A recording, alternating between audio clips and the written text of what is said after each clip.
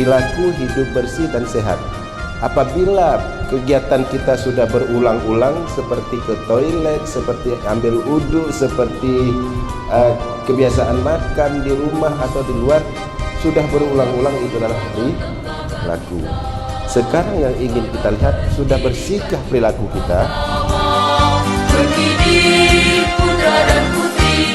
Kejadian polio yang terjadi di Pidi itu akibat buang air besar sembarangan. Virus polio itu menular dari orang yang sudah terkena polio. Dia akan BAB, dalam BAB dia diminum lagi oleh orang lain. Akan hidup sehat dan kebersihan itu ke dunia. Itu sebenarnya berasal dari peradaban Islam. Islam mengajarkan bahwa kita pertama kita mengkonsumsi makanan yang halal. Jadi hasil penelitian sekarang kita bisa tahu bahwa ternyata dari makanan-makanan yang tidak halal, misalnya contoh seperti babi, ternyata di situ ditemukan berbagai zat yang memang berbahaya untuk kesehatan.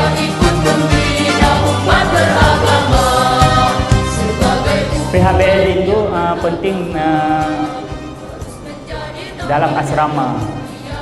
Dalam asrama itu kita harus menjaga kebersihan seperti spray, sarung mata, karena disitulah timbul penyakit.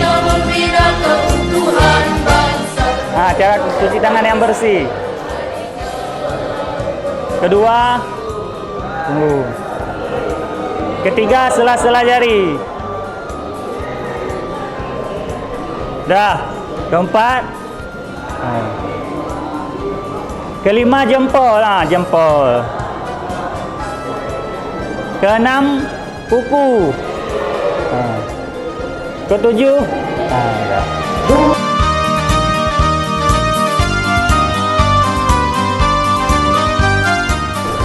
Kami dari Pengasuhan Santri berterima kasih luar biasa kepada pihak Nahdlatul Wathon dan Ketua Ikatan Santri Aceh, yang mana program ini sebenarnya sudah dijalankan jauh hari dan Mbak Munajat baru punya kesempatan kali ini.